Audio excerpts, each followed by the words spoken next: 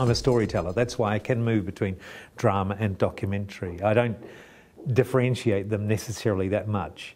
And it's always a struggle in a piece of fiction. You know, how do I get inside this character? How do you turn this kind of not great script into something which is people are going to find moving?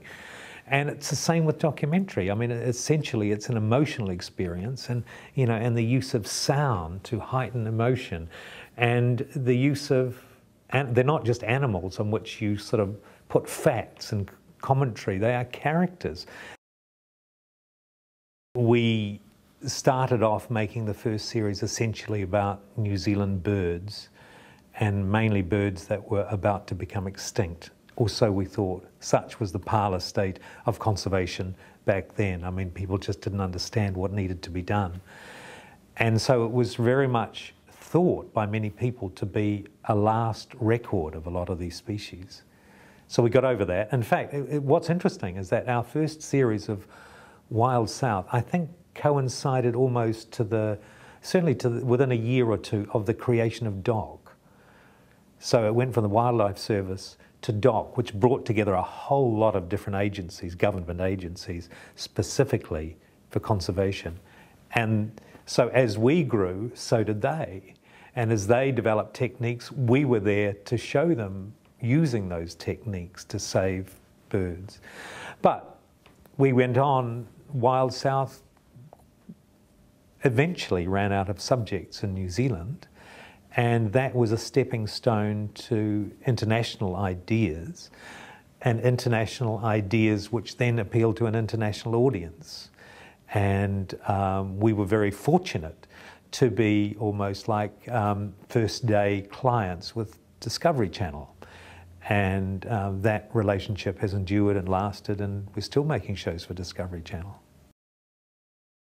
We not only told a great story about New Zealand from an Englishman's perspective, but he's not just any Englishman, he's a very committed conservationist.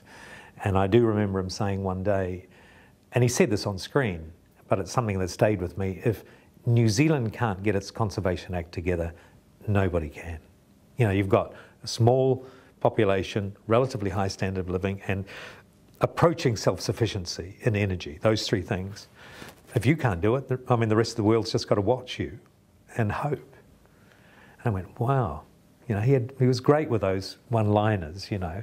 We wrote a script, but he would get into the location and he would what he called Bellamize it, you know, and so we had to, and we had to go with that. But that was his sheer genius. And the other reason for being very proud of that story is that, you know, we pushed him into different areas. We pushed him into comedy. We pushed him into outrageous situations. And he was happy to go there, and I think it really made the program.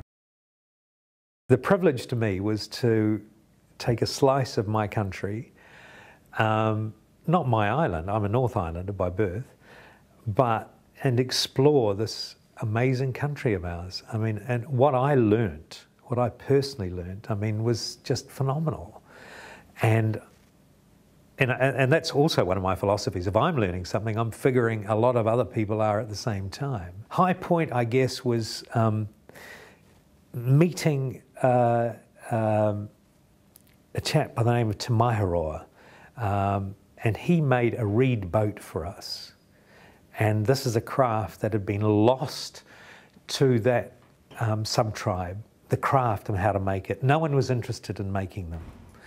And we took this thing across Lake Tiana, and it was only about 2 to 3 meters long, and it was just reeds all bundled together. I didn't think it was going to float. Man, did it ever float. I mean, it took in water in the ends of the reeds. It just gave it a bit of stability because it was like a cork initially. And it just went like a dream, better than the guy in the kayak who was assisting us. He was just about getting biffed out. But the point of that was that tradition, that program, sparked an interest in that tradition, and he was then sought after by his people. So in a small way, it's an agent for change, and you know, if he can change people's attitudes in that way, you know, I'm happy to be part of this industry. Martin Sanderson played General Cameron, and I was his aide-de-camp. amazing to be part of what they don't come much, at that time, don't come much blockbustery than that. I mean, I can remember being out in the beyond Stokes Valley, and we were doing a full-on battle scene, riding horses up the river with soldiers with their muskets, and I heard the expression "keep your powder dry" for the. In reality, it was the Black Powder Club, and they all had to keep their gunpowder up here because otherwise it'd end up in the creek and the gun wouldn't work. And then they were attacked by a group of Māori, and suddenly all hell broke loose, you know. And my horse decided it wanted to sit down in the river. It was so frightened by all the noise of all the gunfire, and I was propelled off the horse.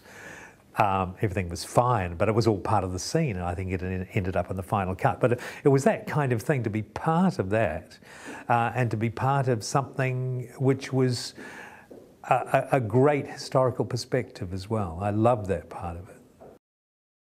Small role, but an important role. I was the guy who found the cartridge, the planted cartridge. And I had to tell, you know, Inspector, what's his name, David Hemmings, you know, and have quite a conversation about that. But, you know, a pivotal, and at this time, you know, that whole story is being, is resurfaced again. A new book has just come out. That was a great experience as well. I love that. I saw that not so long ago. Because it was a character quite a long way away from myself, well, not simple, but, you know, an uncomplicated country person who thought he was doing the right thing by the police. He was doing his civic duty, and he was, you know, he was a dupe, really. And playing this dupe and playing it up for all it's worth, you know, that kind of, that enthusiasm to be doing the job and helping the police. And I look at it and I thought, that's a good job I did with that. I really liked it. This was the story of a fire raiser, an arsonist in Nelson at the turn of the century, and he had a particularly tragic life which appealed to me. Not in a personal sense, but just the tragedy of the situation, how he'd been abused as a child, and he'd ended up growing up in this particular way, and was driven to light these fires.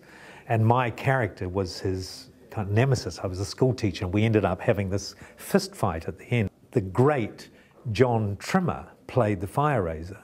Jeanette MacDonald, she cast him because she wanted him to have a particular kind of run, a particular gait, as you only saw him in silhouette as he was leaving these fires, the scenes of his crimes. And at the end we had a big confrontation and a fist fight, and we got too close and I broke his jaw. And what was doubly tragic was that he hadn't done many of his speaking scenes.